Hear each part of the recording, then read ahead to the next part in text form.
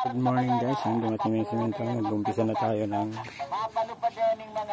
binding muna, binding doon sa tinampir na bato. Ayan.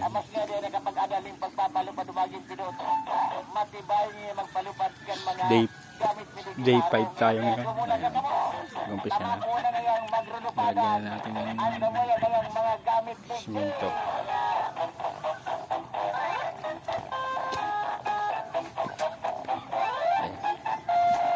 Ayan, simento na siya.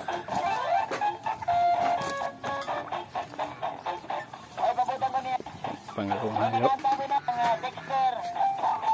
Ini dah mga kabiro si Pedro sarong graduation nag-speak si Pedro dahil bukas siya po ang balitikto yan. Diretso na yan.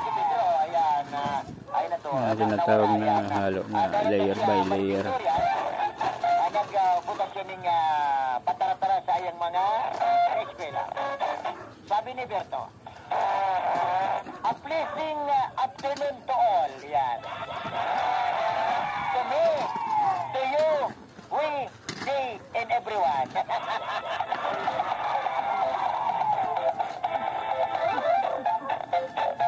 Kaya, sabi ni Pedro, madagastaan sa iyang speech, today, I am graduation.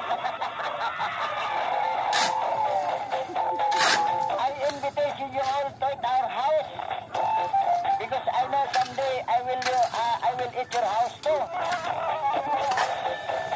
My father died one cow to eat us.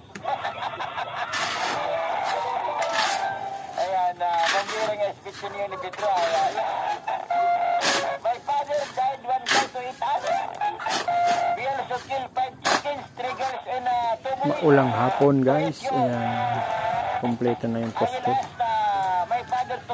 Yung parilya na lang ang dadagdagan natin. So, isa. Umulan. Hindi na itayo itong poste. Tatayo na natin itong poste. Ayan. Naka-ready na. Bali makakatayo tayo ng 3 minute. Mabuhusan na ng foundation. Thank you for watching guys. Let's go. Ayan guys, at naitayo na nga namin yung isang poste. Ayan. Natalian lang doon. Diba? I invitation you all to our house because I know someday I will eat your house too.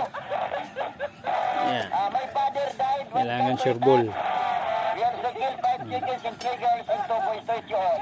Naka-ready na rin yung ating naka-ready na rin ating yung pang-foundation na halo. Naghihintay na. Ayan.